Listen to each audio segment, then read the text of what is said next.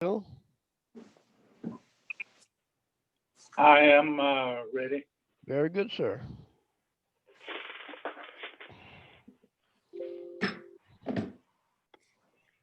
This is an outreach ministry of First Presbyterian Church.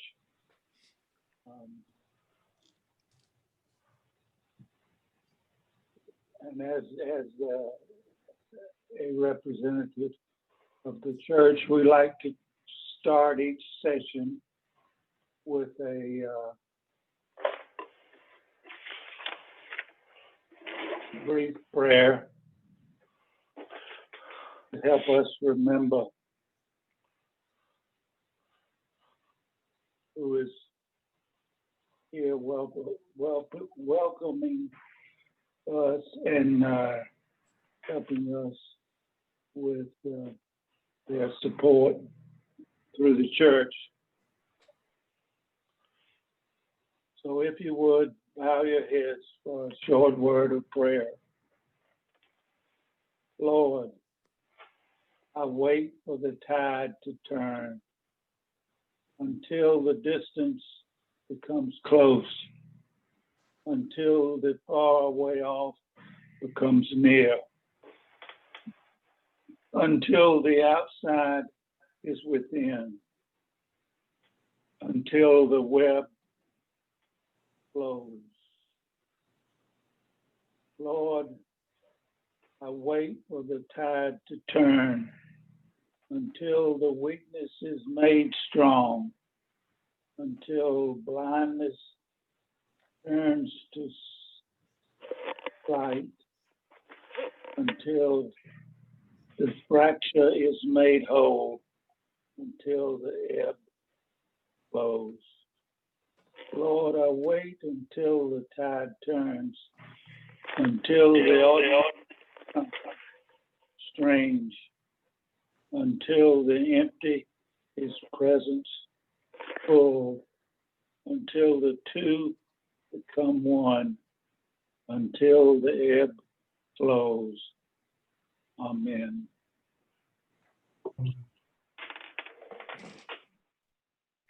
Thank you, Bill.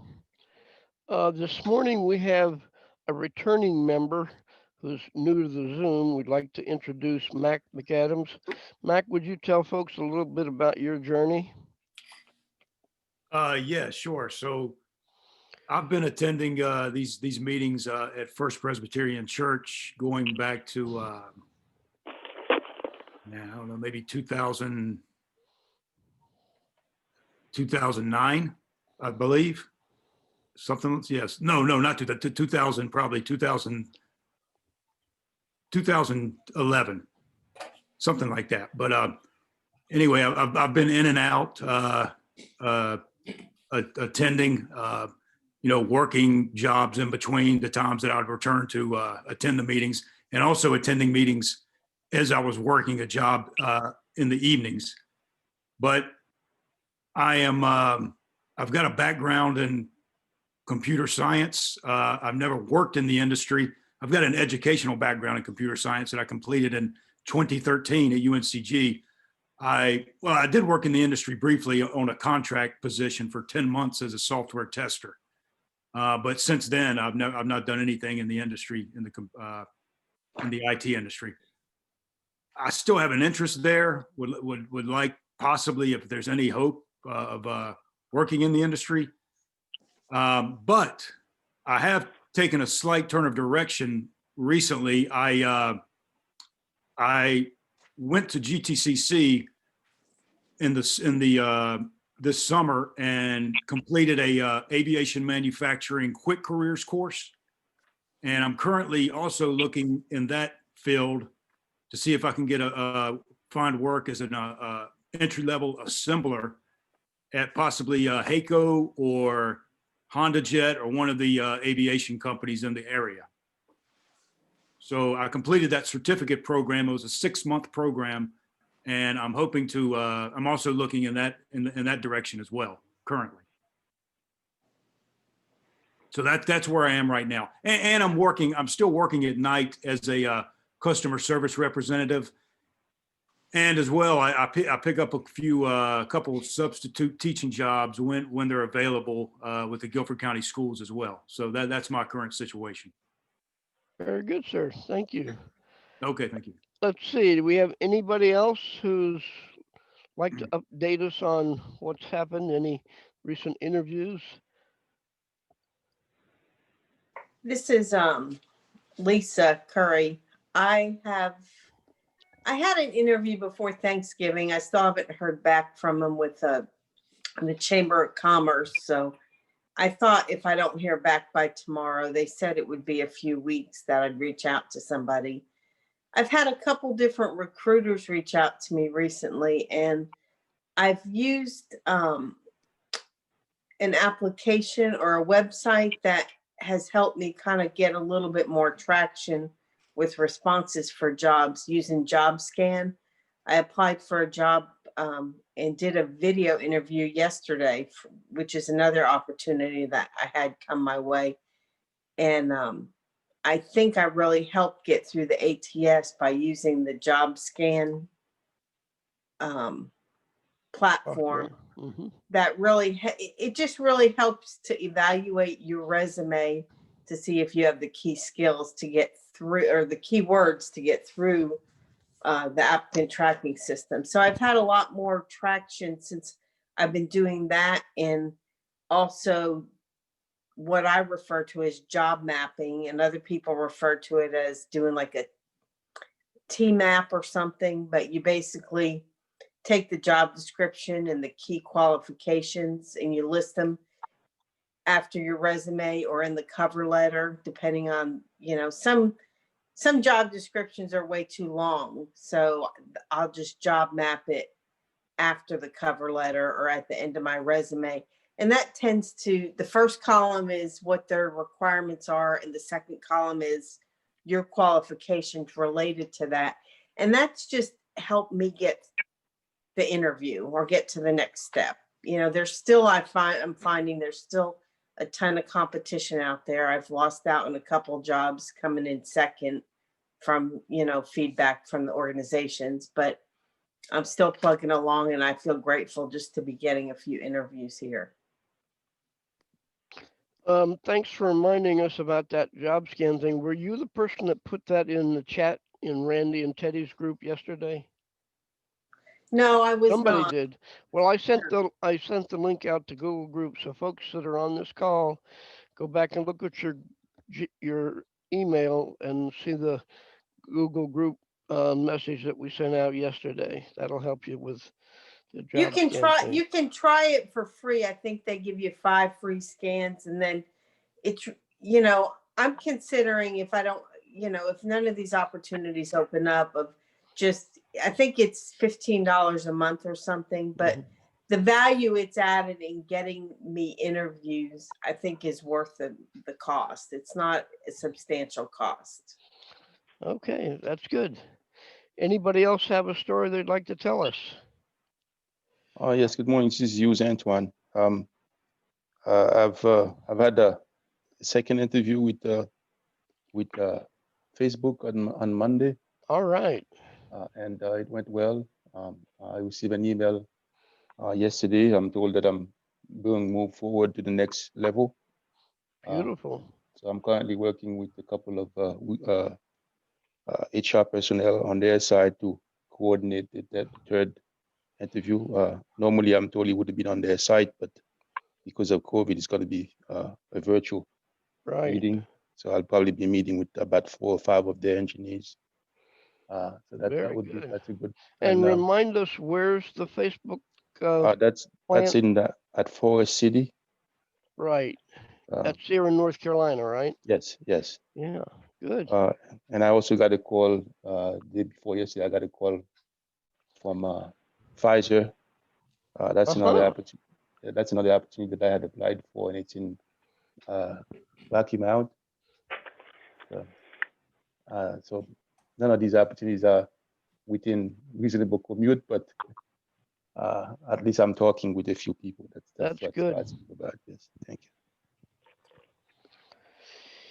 All right, Jeff. I think we're ready for Jeff Dunno. Am I right on this? We're gonna get a report from Jeff. Yeah, I guess what I'd like to say is, we spent a considerable amount of time the last few weeks, and we've done mock interviews, and we've had Temper Sealy and Fidelity, Apple One, and then we did a panel interview ourselves. But we spent time on mock interviewing. We spent time on managing your campaign, which I think is one of the most important things. As far as an outline is concerned, if you haven't gone through it, I really encourage you to do it on managing your campaign. Another one that we did was seal the deal. When we went through and talked about, and once you go through all the work and the networking and the interviewing, you get the job offer. It talks a little bit there about seal the deal, what you might think about as far as closing that deal. So there's been a lot of work. References, we did some work on that as well over the last few weeks. And I have to say that not too long ago, I'm going to say the memo was dated on December the 5th, 2020. Jeff Duno sent an email. It was a very, very nice email. But it covered a lot of different points that we go over, and we try to emphasize the importance of it. I thought he did an unbelievably good job of going through and talking about each of those items. I thought it was also nice of him to take the time to say thank you, which I think some people have a hard time doing. And that's only after 50 years of work and 12 years in this situation with Triad Career Network. Some people do have a hard time writing a thank you note. Yeah. And Well, Jeff, you realize Jeff is on the call today. yeah, I do. Okay, so you want to let him. Well, what I want to try to do is I want the group to understand, I think he did a very, very nice job. And I'd like Jeff to go ahead and talk now a little bit about his experience in the unemployment area and his experience with the group, and tell you a little bit about the job that he got, because I think that can help as we go through, and each of us are going on our own path. But I think it's good if we listen to some of the things that Jeff had to say. Yeah, thanks, Jeff. Can you guys hear me okay? Yep. Jeff and Chan? Mhm. All right.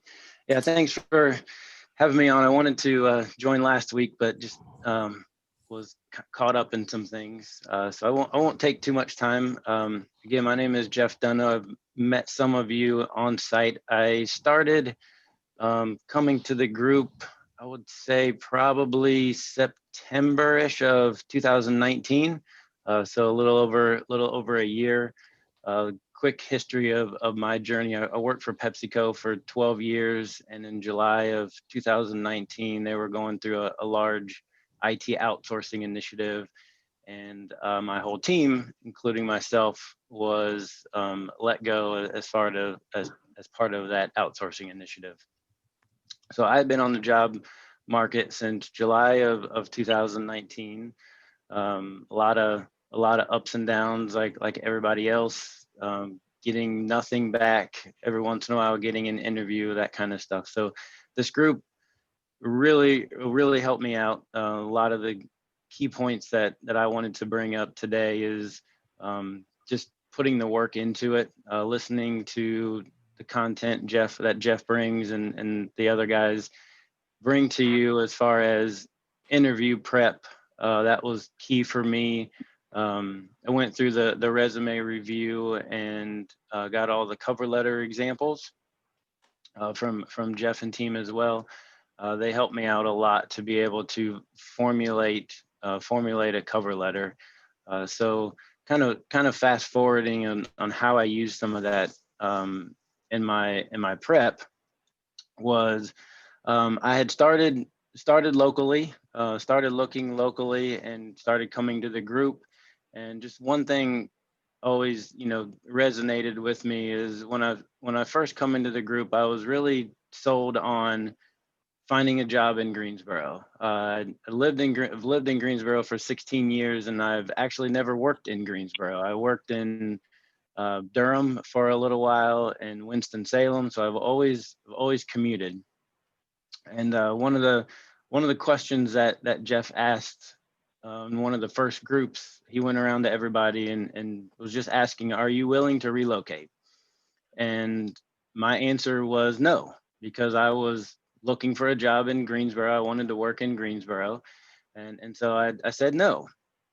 And he kind of looked at me and he said, "Why did you say no? You don't even know what my offer is. What if my offer is X, Y, or Z? Are you still not going to move?"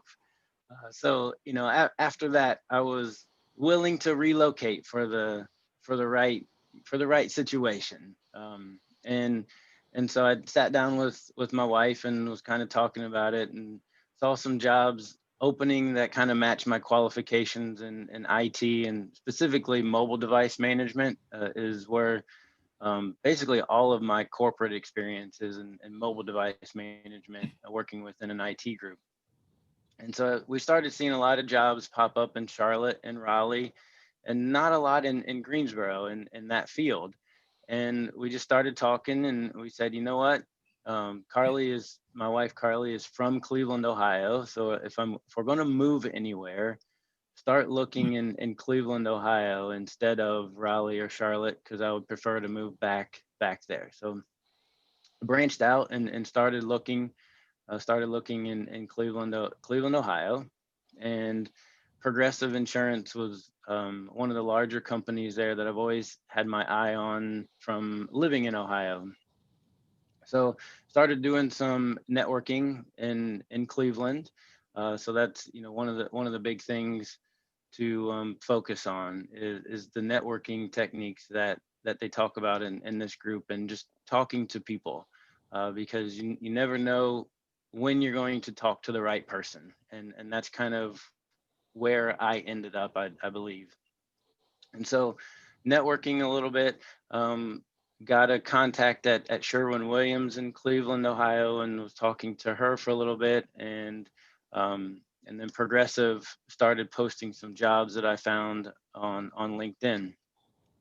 So my strategy was from this group was making sure that my cover letter was good, to the point, and then also finding someone to try to get in front of my information versus just relying on the ATS systems that Lisa was talking about earlier. And so when I applied for a vendor management job for Progressive Insurance. And by doing so, I didn't have a specific contact in Progressive Insurance, except some old high school, college colleagues. So I reached out to them as well. Didn't get a lot of feedback from them, but when I was looking at the jobs that I wanted to apply to at Progressive, I was looking at LinkedIn, and fortunately, some of the jobs that were posted within IT at Progressive had a hiring HR person listed. The one that I ended up applying for did not.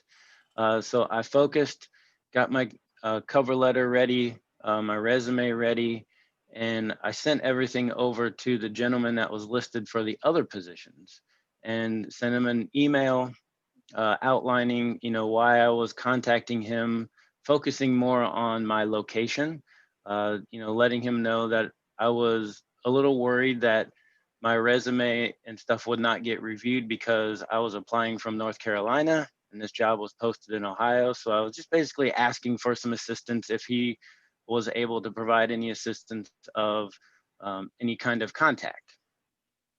That he ended up being a very nice person, a very nice contact. So I kind of got lucky there that didn't just ignore me, because that's happened in the past a lot. And he just sent me a quick one-line email back, or maybe 2 lines, that said, I'm not working on that position, but I sent your information over to the person who is, and she may contact you after reviewing your information. And so she did. I got lucky, and she did contact me back. The interesting thing is, as she was kind of doing some introductory questions with me, wasn't really an interview. It was just more of a understanding my background and everything. Went through, a few answers and had a great conversation, and hung up. And the next day she called me back, and she started talking to me and was saying that she had this other position that she thought that I matched, and it was an actual higher level position. So she started talking to me about this other position, asking me if I was interested in it, and I was a little confused, because I had applied for the vendor manager position, and she was basically indirectly telling me that she had a few other candidates that she liked for the vendor manager position. And this other position she was also over, which was IT manager for some systems, third-party systems. And I agreed. I reviewed it. She sent me the information, and I agreed to go through the interview process for that position. So it was a lot of networking helping there, and she actually helped me with another position that I went through the interview process for. So in the end, I actually did not apply for the position that I got, which was very interesting. It was just a networking thing, talking to the right person. So I really feel that what helped me was, one, my cover letter. Jeff has said before that he thought that, or he got feedback that what got him either the job or an interview was his cover letter, that some of the information that he put in his cover letter. So I really focused on the cover letter. And my resume, I'm not saying do not focus on a resume. You definitely need to, but a lot of the technical qualifications for the job that I did receive were not on my resume. It was management related, transferable skills from my management background in Pepsi, and that's really what got me the job going after the interview. But in the interview, it was a with behavioral based interview questions, all behavioral based interview questions, which are, tell me about a time where this happened. You had to help a colleague with that was struggling or something, or a performance plan, that kind of stuff. So it was a lot of preparing and creating all those different stories, thinking about back at, when you were working, of all these different stories that you could tell within those interview prep processes that they tell you to go through. So a lot of different stories. So in the end, after the interview process that I went through was 4 separate 1-hour interviews with different managers, and they were all behavioral based questions, all different from after I got through it. They were all different questions. But I also focused on sending a thank you email to each one of them after the interview. And then on the last day of interviews, the direct hiring manager told me that the last day of interviews was on a Friday. And so on that Friday, I also sent all of them together a thank you email, including the HR person that I talked to that helped align me with this job. Sent a really big thank you letter to all of them, and also pointed out, basically almost wrote another cover letter to them, in a shortened version. So I knew that they would read it and not take a lot of their time, but bullet points out of what I learned from the interview and how I thought that my management skills could apply to that job, along with thanking everyone for the whole process. So I think in the end, the cover letter that I wrote, the thank you notes that I wrote, and obviously the interview prep that I knew that I needed to do from all the feedback in this group and others really helped me through that, because the job is managing, it's called IT Manager of Agent Services with Progressive Insurance in Cleveland, Ohio, specifically Mayfield, Ohio. And it is Very good. managing a team of programmers that program systems that the third-party Progressive agents use to sell insurance. So an insurance agent that may be here in Greensboro uses a system and logs into a system to sell Progressive insurance here. I don't have any programming experience, and that's what I was really worried about. And I actually got up the courage to ask the hiring manager as one of my questions during our interview, because his interview was the 3rd out of 4.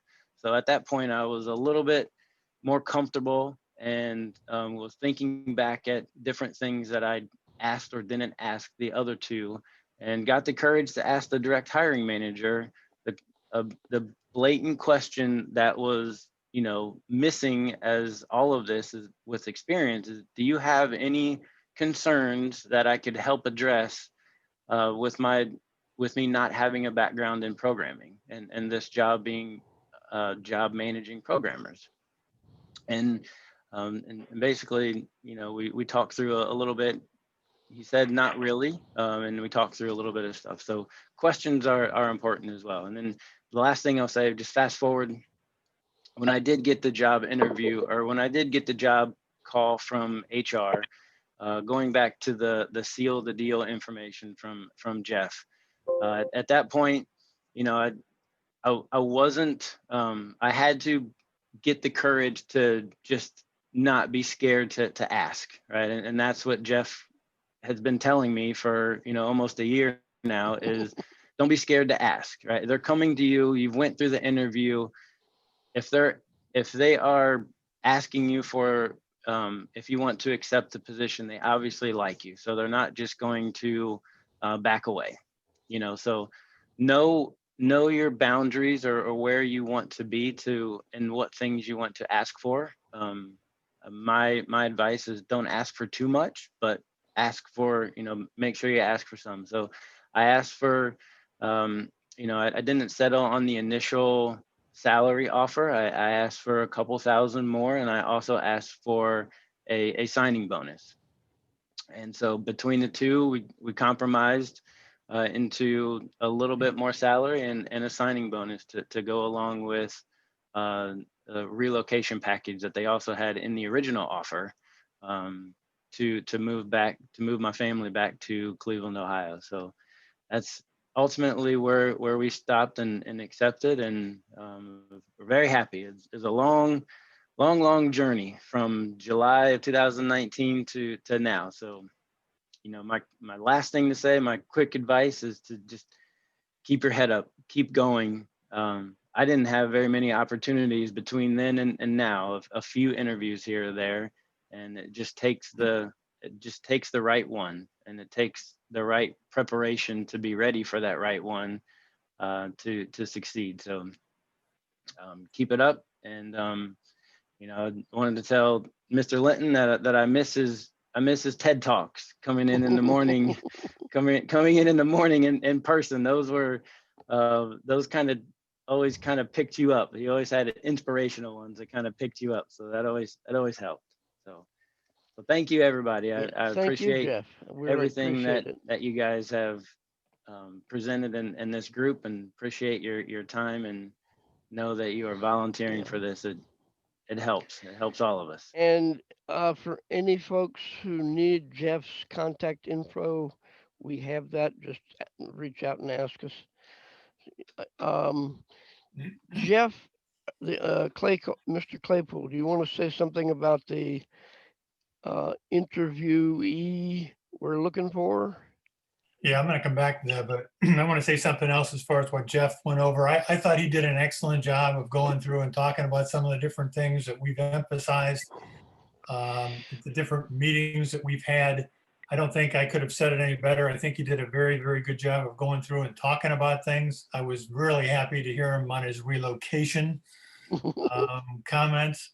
And again, it's a journey that all of you go through. All of us have been through it, and it's a different journey for everyone. But I just thought he did a fantastic job of covering the things in the email, the thank you. He's also commented that he will send, information to the group if he sees other available positions, possibly in the area or even there. So again, he's another individual that just has been in the group and is willing to participate, tell you some of his thoughts and how he got the job, and also think about you in the future. So once again, Jeff, I want to say thank you for the interview, or for the meeting that you came to today and talked about.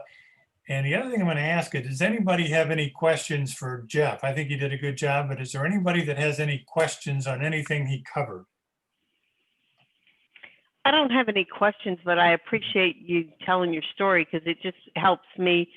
Like, I had that interview before Thanksgiving and it went really well. And so now it just gave me ideas of a way to approach a follow-up. I know they were slow, the Chamber of Commerce is slow at moving, but now I can go back and, highlight some of my strengths and why I think I'm a good fit and follow up with a group email. I think that's a great idea. I was trying to wait, give them time, but I think I've given them enough time, and might be a good way for me to follow up on that one. So thank you for sharing. Anybody else? Yes, good morning, Jeff. Jeff, this is you, Antoine. I'm trying to picture what you look like. I remember, us sitting next to each other at one time. But the thing that actually struck a chord with me, what you said, as well as you did not have any computer programming background. But Yes. if you had to identify one particular skill or trait in your background, what would you say that actually really got you the position?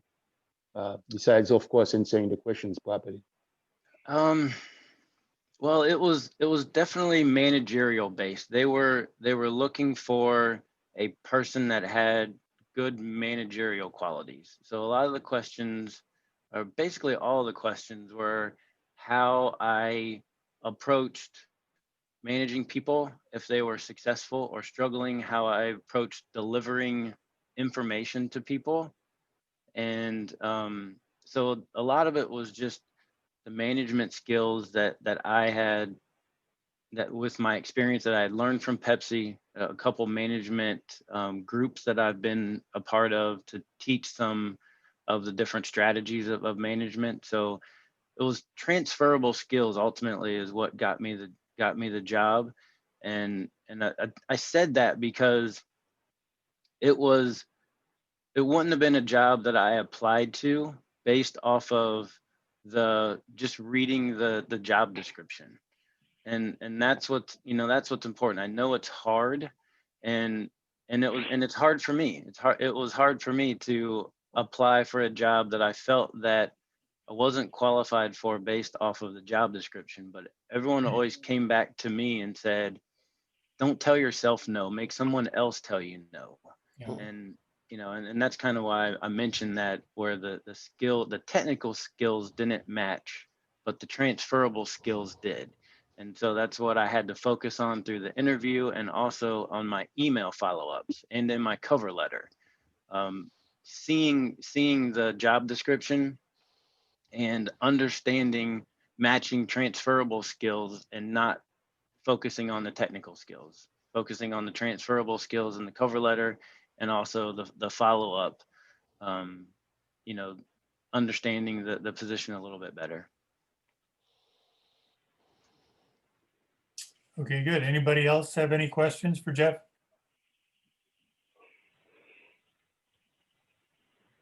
Okay, Jeff, I really appreciate you taking the time to talk with people today about your experience as far as finding that job that you were looking for in the Greensboro area, but decided to take the job in Cleveland. So Yeah, thanks a lot. I appreciate all your guys' help.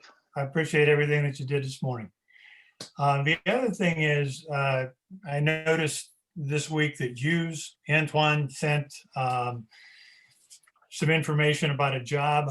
I believe that was in Sioux City, Iowa.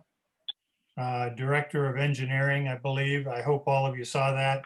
for all those people that, may have an interest in engineering. Eddie Kim, who is the champion for interviews, mock interviews. He had 5 over the course of time he was in the group. He sent us something on a project manager, computer background, I believe, and that was in Tarboro, North Carolina. I hope you saw that one. And Teddy had 2 that I saw, supply chain management in Kentucky, paid relocation. And then there was one for Bassett Furniture, and that was in training when the call center experience was asked for. So I hope all of you saw those. And again, it's one of the things that we value is that sharing of information, especially when you find it, that someone else may be interested in. So again, hope you saw all of those. Those were things that came out in the Google group email. If there's anybody on the session now who has not gotten their name into our email distribution list, please send us a message at triadcareernetwork@gmail.com. Okay. The other thing we were going to look at this morning was establishing realistic goals and priorities. You Now, want I to want to jump over this one? Oh, I don't want to jump over that one. Good comment, Jan. Recruiting interviewee for Thomas Brakowski of Aurora Polymers. I haven't received anybody that was going to volunteer for that particular interview. Again, it's a mock interview. I really thought that I would have a bunch of emails and messages on my phone. Why do you look behind you? Do your emails fall on the floor? They did. But I didn't have any of those, and I was wondering if there was anybody that was going to take advantage of the person that's volunteered to come in and do a mock interview. And I, again, haven't and we're looking for people that are in sales, marketing, engineering, product development, that kind of thing. Somebody ought to take advantage of it just to have the practice of doing the interview. This is Lisa Curry. I mean, I did look at it, and I'd be happy to do a mock interview. I just didn't know if it really aligned with. Well, remember, you're not actually applying for a job. The main point of this is to get experience interviewing, whether or not it's a job you're interested in. It's the practice part of it, Lisa. It gives you an opportunity to go in and interview with someone you've never met before, just like you're going to be going into an interview, probably with people you've never met, and give you an opportunity to go in and interview and also find out what some of their comments are about how well you did the interview. So what's your background? My background's it's technology and learning and development, but the roles I'm looking for are more around learning and performance as a professional. So go for the practice, Lisa. Go for the practice. I mean, that's fine. When is it going to be?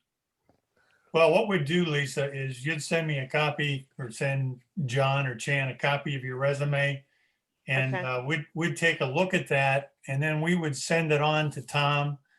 And it'll probably, I'm going to say, be in the next 2 or 3 weeks. That's remember, fine. Sign me up, and I'll do something. Because I mean, at this point, I think it's good for me to get feedback on my interviews. You've got the 53 questions, Lisa? Do you have that Excel file? 53 questions. I don't know. Interview questions. Interview questions. Things you might be asked. It's a spreadsheet. Yeah, it's a spreadsheet. If you don't have it, triadcareernetwork@gmail.com. We'll send it to you. It'll be very helpful in preparing. As a matter of timing, next week, of course, is the week before Christmas week. I'm not sure what our schedule is Thursday week, which will be Christmas Eve. So That's fine. I mean, I'd be, right now I'm available for the next few, I mean, I'm not going anywhere for the holidays, so. Okay, well, if you At least check, it may go into January. And that would be fine. Yeah, that would be fine too.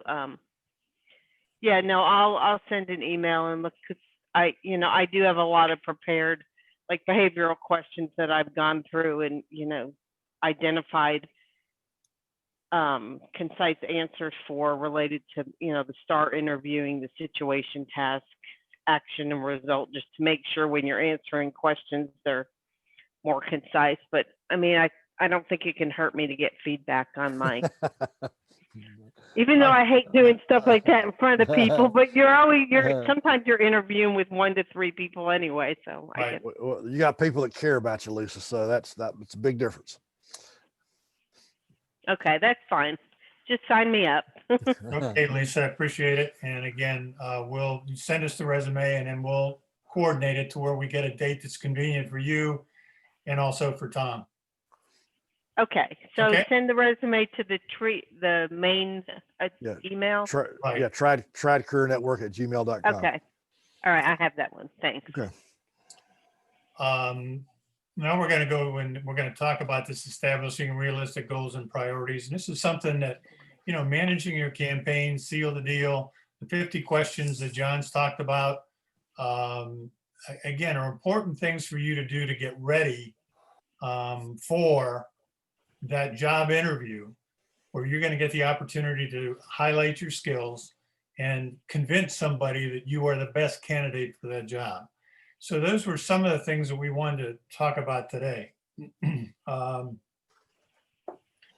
when you go through and you look at establishing realistic goals and priorities, you can see that it's the experience of working with successful individuals. One characteristic stands out, and that's their ability to establish realistic goals and follow them. One of the things that we talk about in the program is when you look at your overall situation, you've got to kind of establish goals of what you want to accomplish rather than just each day wake up and deal with the things that hit you. In other words, you've got to go through and talk about some of those and agree that these are realistic goals that you can establish and you can follow.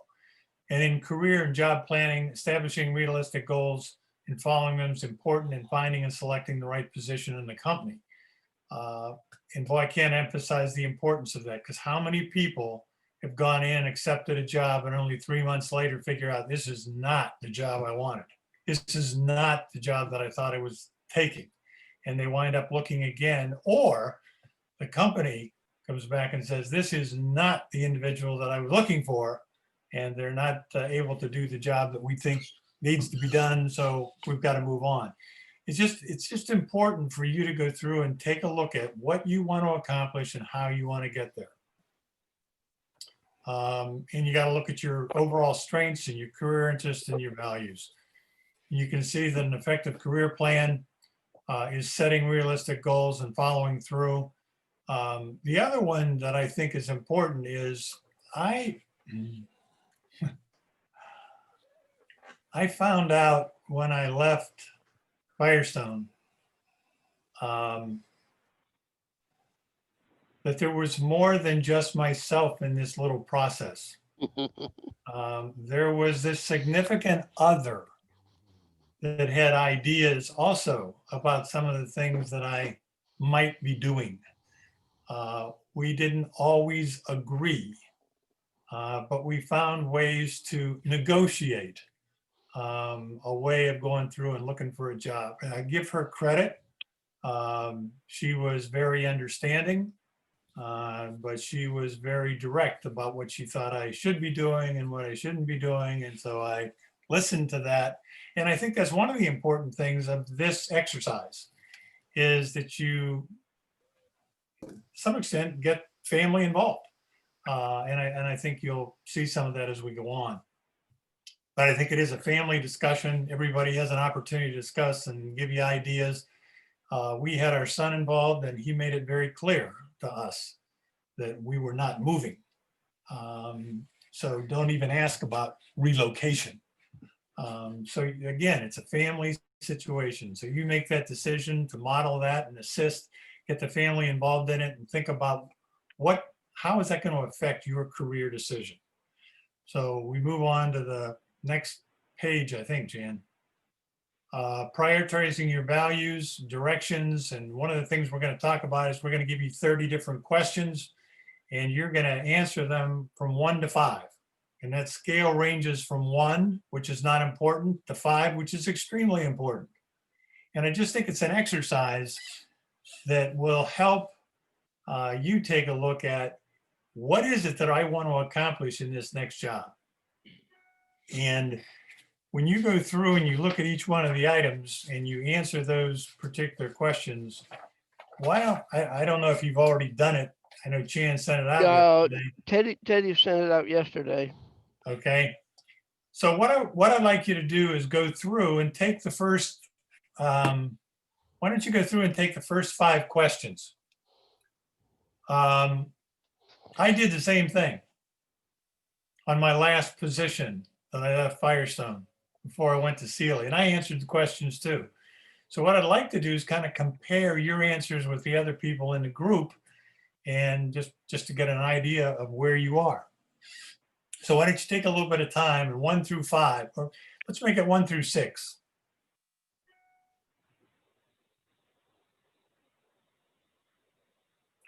And why don't you provide a number to those, and then we'll go through and we'll talk about it.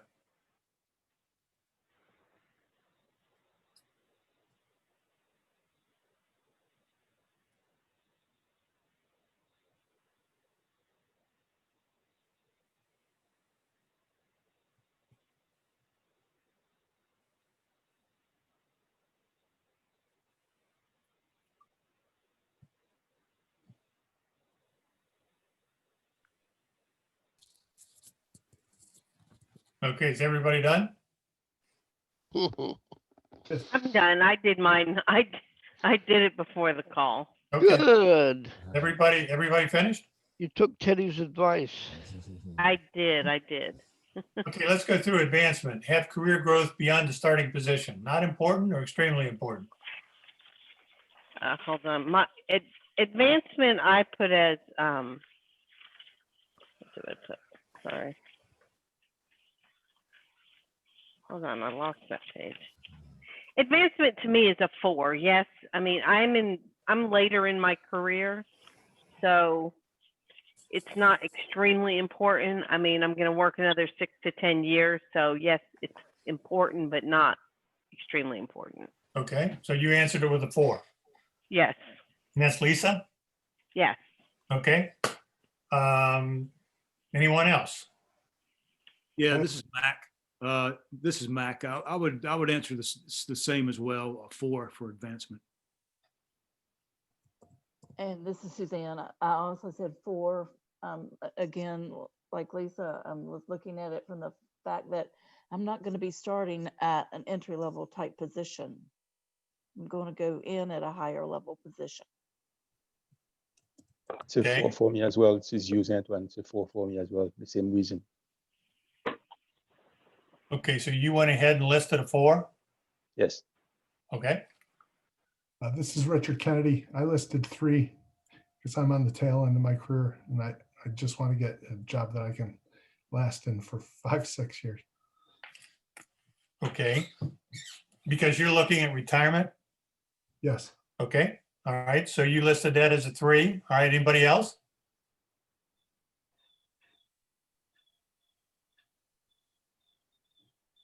Okay. Interesting. When I filled it out, I listed it as a 3. I was a vice president of human resources. That's what I was looking for. And I knew that as far as the company's concerned in human resources, unless I was willing to go elsewhere, I had already advanced through Firestone to that vice president of human resource position. And so I listed that one as a 3. So I think it's interesting when you get to look at those types of situations, how you would answer the question. How about number 2, affiliation, to be associated with a particular organization, usually high quality or specific industry? I put a 3. I mean, I've worked a lot in corporate environments that have been strong companies, but I'm open to other opportunities as I've interviewed for smaller companies and ones that are, not as affiliated with other organizations. I find there's a lot of opportunities out there, so I don't want to limit myself. Okay, good question or good point. Anybody else? Yeah, this is Mac. I mean, it's important for me to be associated with a high quality organization. I can tell you, working for the organization that I'm working with now, which is definitely not high quality, I see the difference it makes when you work for a high quality organization, because I've worked for high quality organizations previously, and it makes a big difference. So anyway, to answer the number, I would say a 4, at least Okay. a 4, not a 5. All right, good, Mac. Anybody else? This is used, it's a 4 for me as well. I think I have the same reason as Mike just mentioned. Okay. And I also had a 4. You had a 4, Suzanne? Yes. Okay. I put a 5 in there. This is Richard, because I want to be in a specific industry. That's important to me. Okay, good. Anybody else?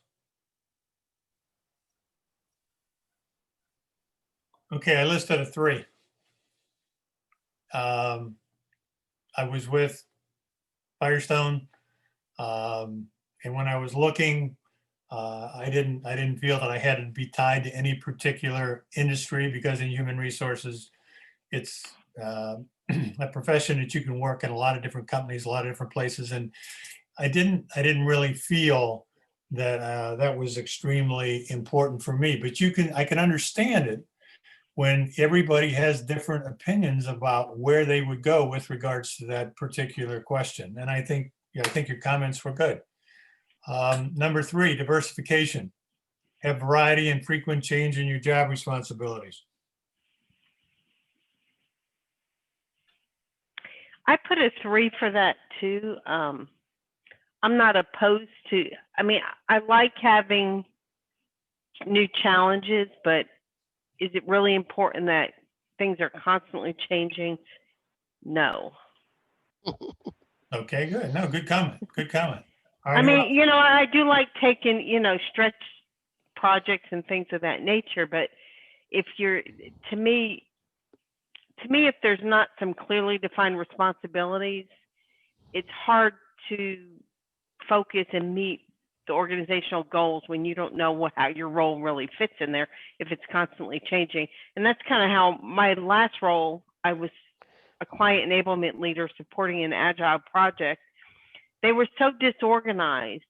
I never really knew what my role, what the most highest priority I should be working on and stuff. And it was just not a environment that I really enjoyed going into every day. So No. that's why I'm saying frequent change, not really good, but I do like stretch assignments and being challenged. So. Oh, good comment, Lisa. Anyone else?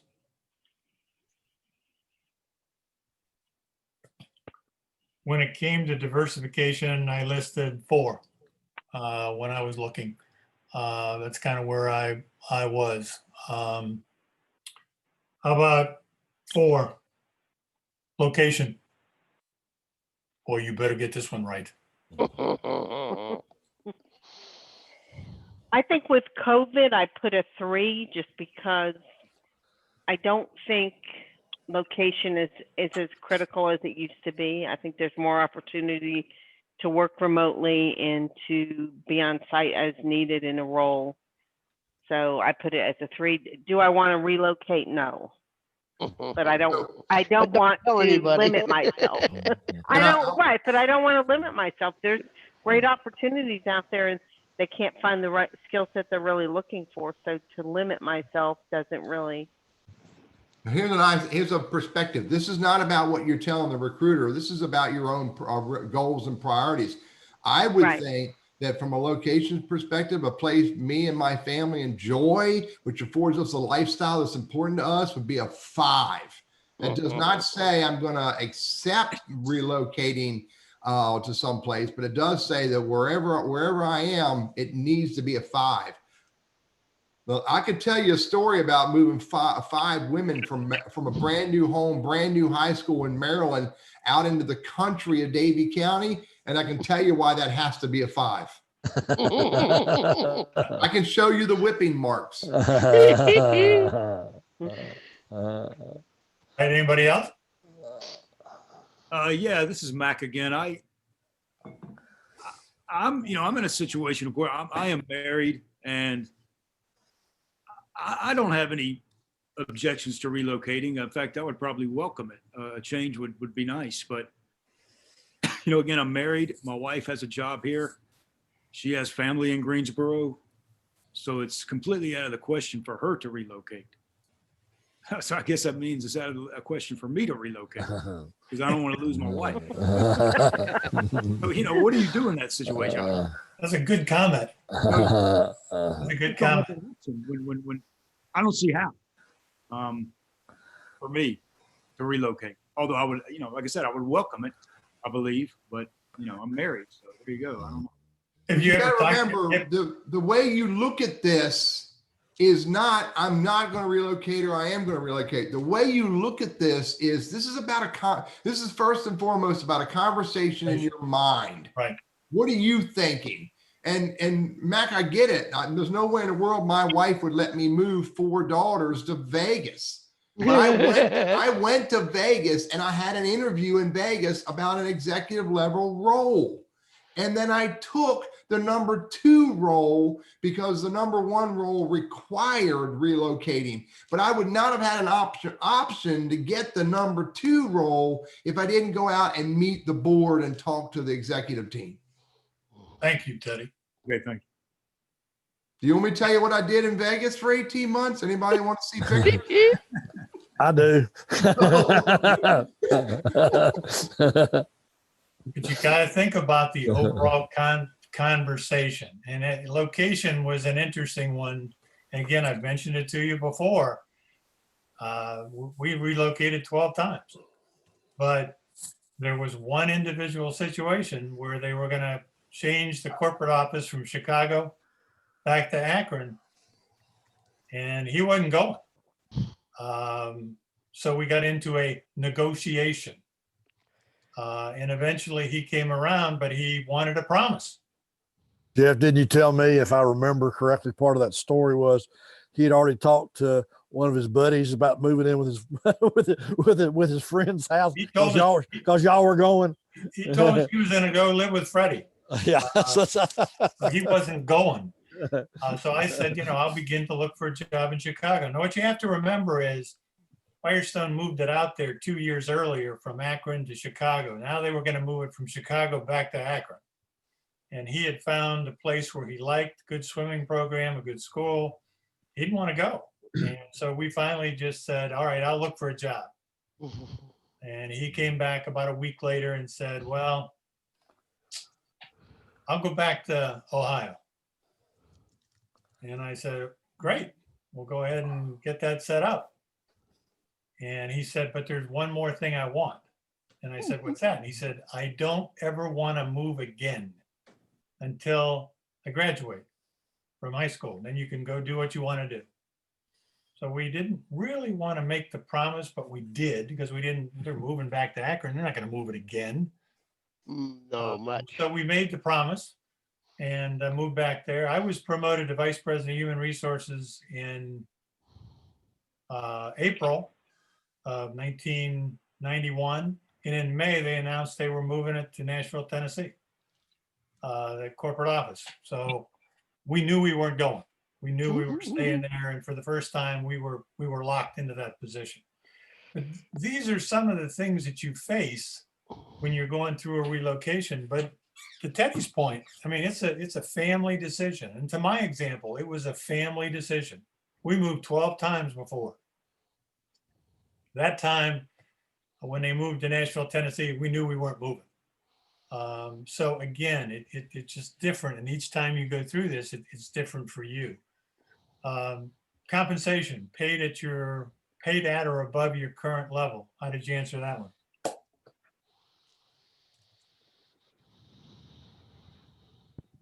It's a 4 for me though. This is used. I've I've gotten burnt on that on that thing before. So it's important. I wouldn't say extremely important, but it's very important to Okay. sit for. Yes. All right. Who else?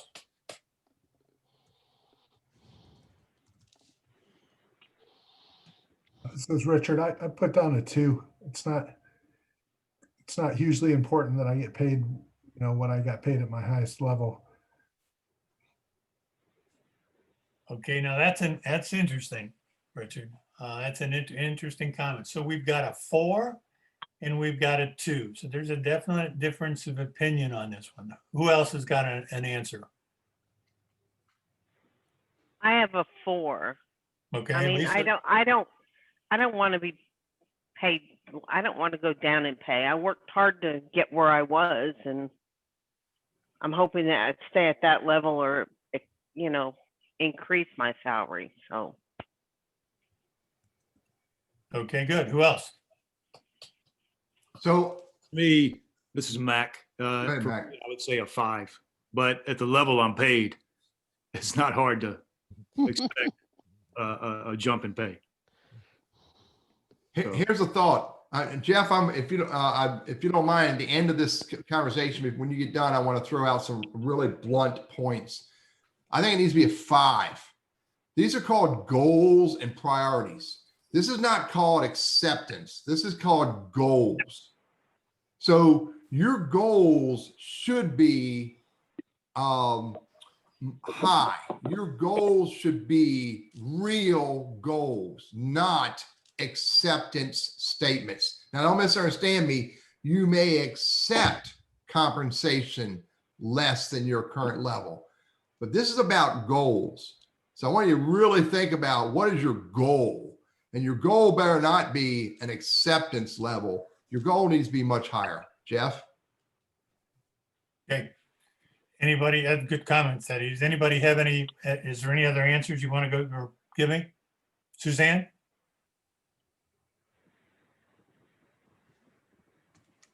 I don't know. Is Suzanne still there? Yes, no, I'm sorry, I was on mute. I had 5 for compensation. Okay. All right.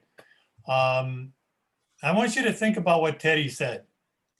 I want you to think about what Teddy said on this one. Okay, and where I answered this question, and I think many of you know that have talked with me before, it was a 5. Okay, and when I went to work for Sealy, I was going to go to work for a chairman that wanted to cut my compensation by $10,000. No. There was no doubt in his mind after the conversation that we had, I wasn't going to do it. And I had a number of reasons why I wouldn't. And when I added them all up, I told him he owed me $130,000 more because I didn't want benefits. Karen had benefits and the medical, and we didn't need that. He wasn't paying a recruiter. He wasn't paying relocation. There was no way I was going to take a pay cut.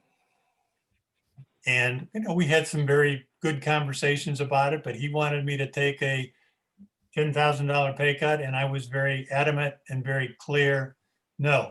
And keep in mind, as you're going through the interview process, and we talk about this all the time, you are establishing a relationship with those people in that company to where you want them eventually to turn to say, I really want this person to go to work here.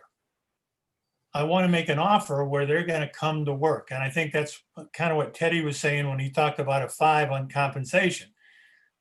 You're trying to establish that relationship as you go through the interview, that they want to hire you. They've gotten to know you, they know what your abilities are, and they want to hire you as far as the company is concerned. But there's many times your opinion on compensation, and if you listen to Jeff Duno this morning, he said no.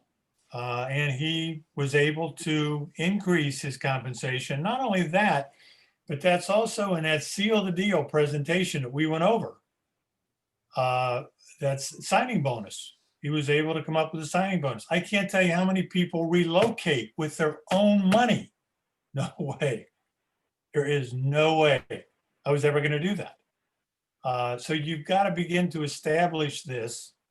And that's the reason we ask you to go through and talk about each of these things and determine where are you and how do you want to go about planning your particular employment search so that you get some of these things that you want. Compensation, 5. But that doesn't make it right. What makes it right is what your comments are.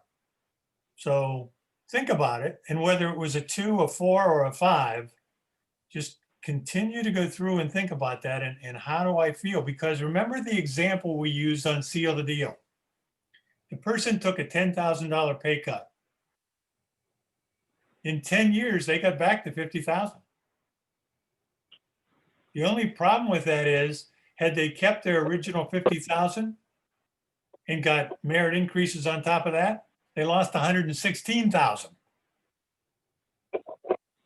So think about where you are and how this affects you and your family and where it is that you want to go. Okay, number 6 on benefits. What are some of the answers on benefits? I have a 4. I mean, I have the ability to get benefits with my husband, but usually when you're with a company, it's cheaper to just be in, insure yourself with them. So. Okay, good comment. Who else? It's a 5 for me. It's his use. I couldn't tell you more as far as how crucial it is to have great benefits, especially medical, as you're approaching, a retirement age. And benefits to me, it's on the same level as compensation as far as I'm concerned. Okay, good comment. Who else? So Richard, I put a 4. It's very important because I've still got kids at home to have good benefits. Okay, Richard, good one. Who else? This is Mac. For me, I would say benefits. I'd put it at a 3. I have benefits through my wife that she has at her company. So for right now, I would say a 3. Okay, good comment. This is Susanna. I also had a 4. Okay, Susanna, 4. Okay, and I've told you before, this was the one I was willing to negotiate with. And I was willing to negotiate with it because of Karen was a school teacher. She had a good medical plan. Matter of fact, the medical plan was as good as Sealy's. Before I was going to take a compensation cut, I was going to go ahead and stay on Karen's benefit plans, and I forego the benefit, but I wasn't going to take a compensation cut. And this has to be your opinion, what you want to do, what's important to you, but you got to think about it. And what are those things? And it's like Jeff talked about this morning, Duno. He got some of those things because he was willing to put them up on the table, but he thought about them ahead of time. And I've talked about signing bonuses before. There are some things at Sealy that, I wasn't going to change. Compensation level was 1. Yeah, I wasn't going to put you above somebody else that had been with Sealy for 20 years and had more experience than you had. But I might use a signing bonus.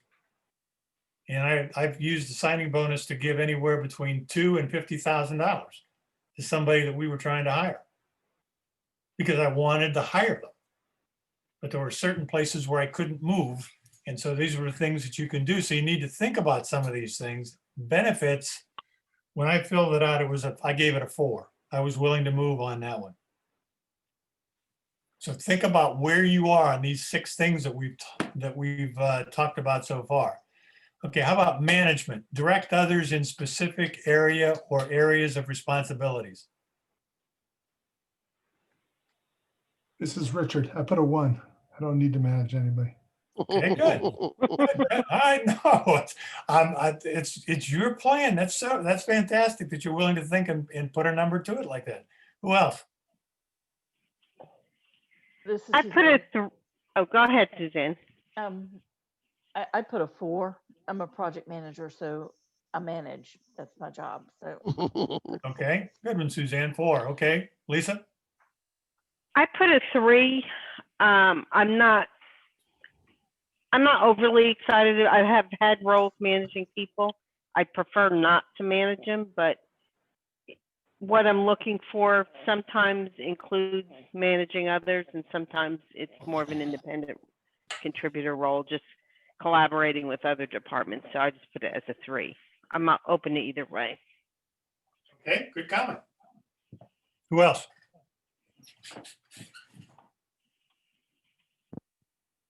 It's a 3 for me as well. A what? This is you. It's a 3. 3. I've done management, and I'm comfortable doing it. And if I don't, it's not a big deal either. But it's not going to be what do you call it? A make or break decision for me whether I manage someone or not to get a job. Okay, interesting comment. Anybody we missed?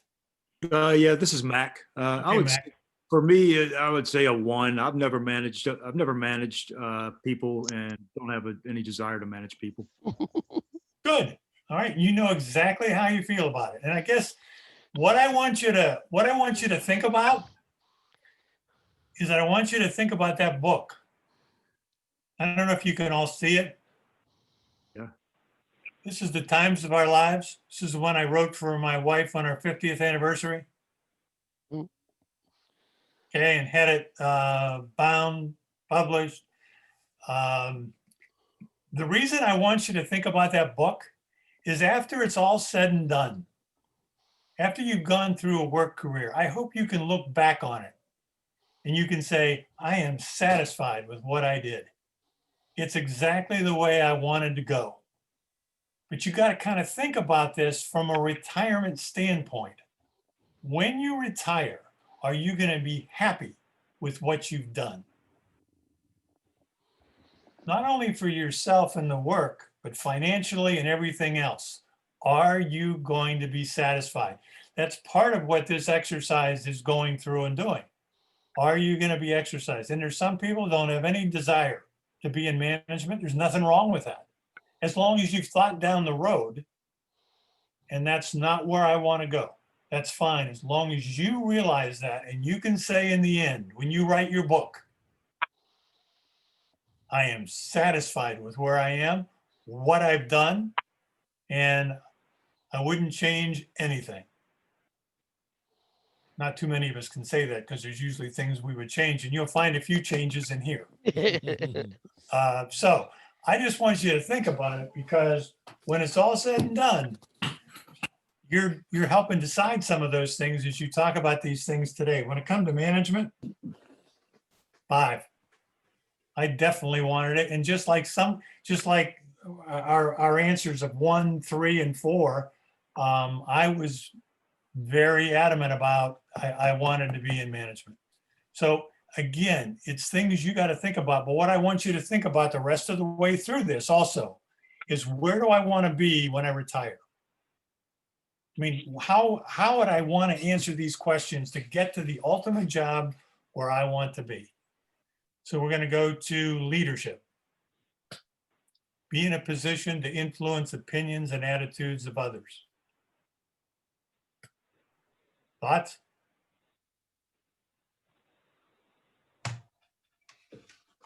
I think, are we asking how important it is to have a good leader or to be a good leader? Be in a position to influence others and attitudes of others. In other words, leadership for you. You're in a leadership position. Be in a position, you should be in a position to influence opinions and attitudes of others. But leadership is important in your job responsibility. I put a 5 on there. Okay. Because I think leadership is key to helping drive the direction of the organization and what you're trying to do. I mean, I've had strong leaders that have helped guide the direction of my role, and then I've had really poor leaders, and it makes a huge difference. Huge difference. I would totally agree with you, Lisa. And you don't have to be in management to exercise leadership as far as how you contribute each day in your job. That's true. In a lot of the roles that I've had, I had a lot of leadership roles, not with people reporting to me, but leading key learning initiatives to roll out to, our manufacturing facilities locally and globally. And so I had roles that were more influencing without authority and being a leader, but not really not leading people directly. Absolutely. And it was helping you, and it will help you move through your career as to where you want to go. But also think about some of these things in your interviewing and what's important to you in the job and what you see in the job description and what different characteristics you have in this survey that we're doing that can help that company perform and do the things they need to do to be successful as far as a business is concerned, and what you can emphasize in an interview. Who else on leadership?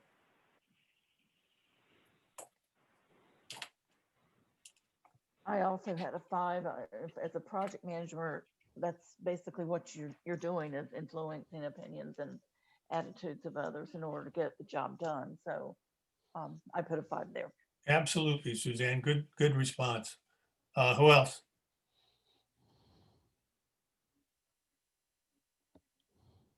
This is Mac. I'd say for me, I would rank it a 3 for me. Okay. Why, Mac? Well, I mean, I again about the, I think it's of value to me, and if in terms of if I have acquired some skills and knowledge in an area that I'm a position that I have, and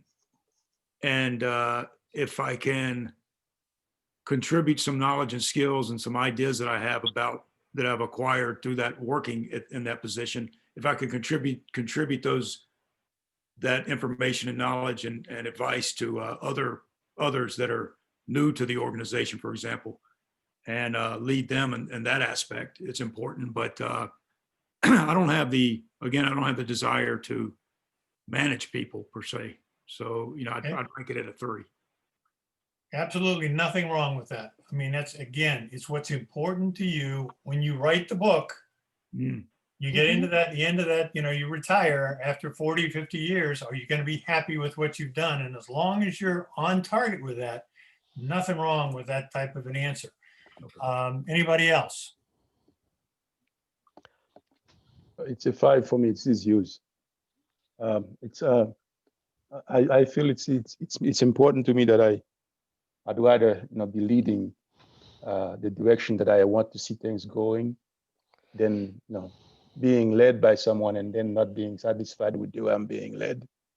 But if I had the choice, I think I'd rather be in the driving seat. Yes. Okay, good. Anyone else? We miss anyone? This is Richard. I put down the 3. I'd like to have input into where we're going, but I don't want to be like the key guy that's making those decisions. Okay, good response. When it came to leadership, I hit it with a 5 real quick. Number 9, excitement. You have a high level of excitement in the day-to-day activities of your job.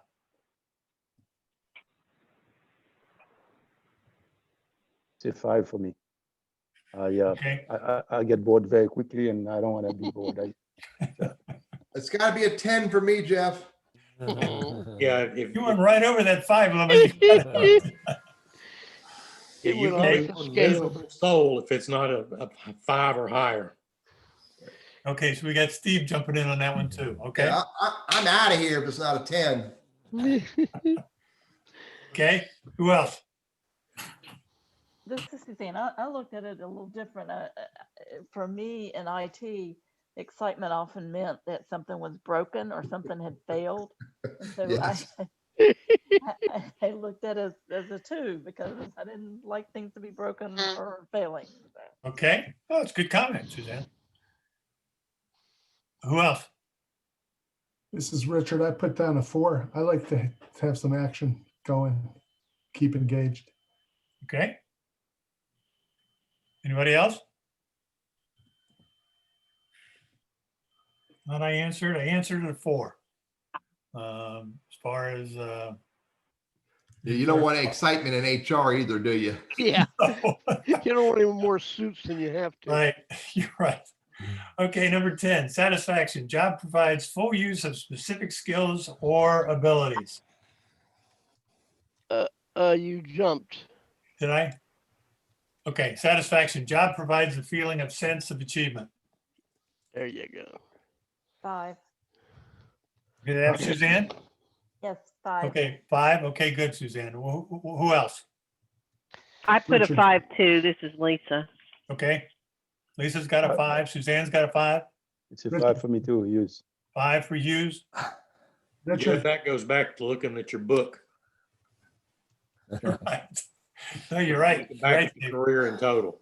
no, you're right. You know, I wonder some days, especially these days, if you're willing to compromise on some of this because things are so difficult. I mean, you know, if you get the opportunity to get a position that just really doesn't knock your socks off necessarily, but it's good. I mean, it's a good job. Would you bypass it because you don't get that sense of achievement? And I suspect, well, I don't know. I'm not in that position, but I'm just wondering if that is a potential compromise type position, or could be a compromise position. And I want to bring, when Jeff's done, I want to bring this to close with a very blunt statement. These are called these are goals. You're right, Betty. They are goals, but you've got to take a look at where you are, where you want to go. And to John's point, you know, it's difficult out there. And it's difficult to find a particular position maybe you want. And this goes back to when we get finished with the 30 of these, it's going to determine, do I take this job or do I not take the job? Am I willing to step over this and go to the next one? How am I financially, where we are as a family? How important do I think this particular job is going to be if I accept it? Am I going to have to take a cut in pay, benefits? It's all these things we're talking about. You're going to have to put together, and does the picture fit for you? So anybody else on satisfaction? Yeah, this is a Mac. I would say a 5. I need a job that provides satisfaction and gives me some gives me a good sense of achievement, and yeah, I would say a 5. I can't imagine going into a job that I wasn't satisfied. I mean, it provides a sense of achievement and satisfaction as far as I can't imagine going it. And I know I'm not going to write a book like that. So I'm going to have to look for another job somewhere else. Satisfaction was extremely important. You know, another comment on that also is, you know, you go into a position with certain expectations. Obviously, you get a sense of the job description. Sounds great, but the reality is sometimes when you get in that position, it's not exactly what you thought it was going to be, or for some reason, you either don't have the responsibility or your direction is not in keeping with, you know, the powers that be, so to speak. You know, there's nothing wrong with expectations, but sometimes reality can be different. You know, it can, John, and I think you've hit on one important thing there, and that's research. To go through and research the job opportunity that you're considering, talk to as many people as you can talk to in that organization that know anything about that particular job or department. And research is extremely important because there's a lot that you can find out by talking with people about how well they like working in that particular company. Well, and you know, I had a role where I was really excited. I was changing divisions of the same company I was working for. Really excited about the position, did a lot of research. It was a great opportunity. 2 weeks before I started, because it was an internal transfer, they kind of dragged their feet on my old department, didn't want to let me go. 2 weeks before I was to start that, the hiring manager called me and told me she had accepted a job outside of the organization. And I still took the role. And in hindsight, it might not have been the best thing to do because there was no onboarding. It just was chaotic, and the groups were chaotic. There were open positions under me, the open position above me, no direction from the higher ups. So it ended up being a learning opportunity that, maybe in the future I would not do something like that. I would, back away and look for other opportunities, because I ended up being let go 2.5 years later when they replaced her. I was remote, and the new hiring manager didn't agree with having remote employees. So That's right. You never know, Lisa. and so, in hindsight, it maybe wasn't the best decision, but I was very excited about the opportunity. But when that one person left, it caused so much chaos to onboard that role and to really get into good sync that it just didn't work out well. And the new hiring manager, I wasn't going to relocate because I had just relocated, like you were saying, a few years prior to that. And I wanted to live in the same house as my spouse. So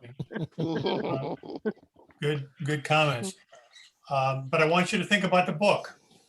As we continue to go through this, I want you to think about that book that you're going to write and what you're going to have to say in that particular book about your overall career.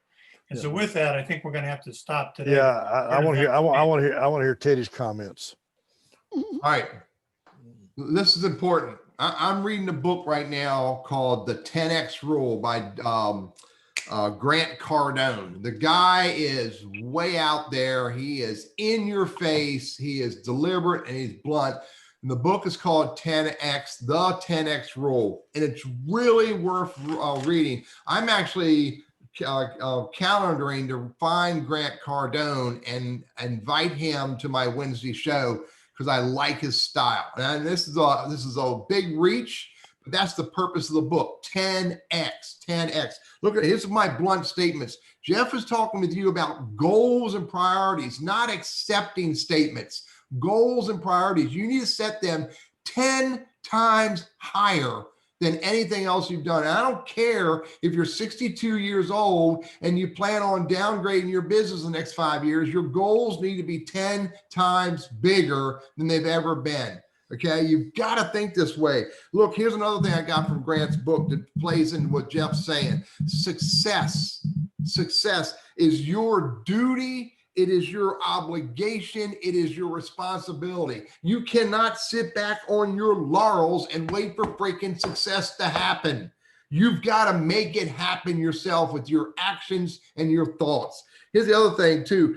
Do everything 10 times greater than you've done before. Every one of you is looking for a job. Please, for your own sake and for you to achieve your goals, do things 10 times more than you've done before. Make 10 times the phone calls, 10 times the conversations, 10 times the resumes. Do everything 10 times more. Otherwise, you're going to suffer through not achieving your success. And you've got to do it this way, because if you think it takes 10 phone calls, it takes 100. If you think it means sending out 100 resumes, it means 1,000. But you've got to do it 10 times harder, and you cannot settle for what your own actions, your own words, and your own thoughts. You cannot settle for what you're doing today. You've got to push yourself to do more. You've got the energy, you've got the time, you've got the ability to do what you can do it 10 times more. Thank you for letting me rant, Jeff. Good comment, Teddy. You may have said this before I joined the meeting. I had a little problem getting there. I saw Jeff yesterday. Jeff is looking good. He actually he stood up. He actually walked. He didn't scream. We've actually seen him walk on the screen today. I have. He did not scream in pain. And so I thought that was a good sign. So I appreciate that, John. It's been a journey. Yeah, I know it has. So I'm glad that you were in the, hopefully the latter part of that journey. Appreciate it. Getting back to whatever normal might be. Appreciate it. I'm assuming we will meet next week. This is we can do this as a corporate type group to get together, but I'm assuming that Christmas Eve we will not meet. Is that a? I think that's that fair. seems reasonable. And Yeah. we'll talk about New Year's Eve, but that may not be a reason we shouldn't do that, but we'll talk about that. But anyway, Okay. we'll send notes out, but we will do this again next week. We'll hopefully, I assume, complete, maybe start at number 11, maybe. I don't know, unless you get an interview with Tom and Lisa, but we'll let you direct I us on think that. actually think that'll be next year, the first part of the year. Yeah.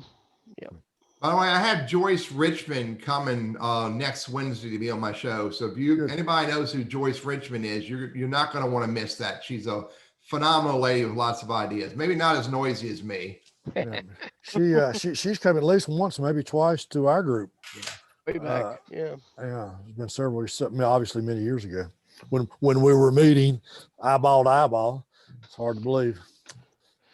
Thank you, guys. We really appreciate all your efforts and time. It's very valuable information.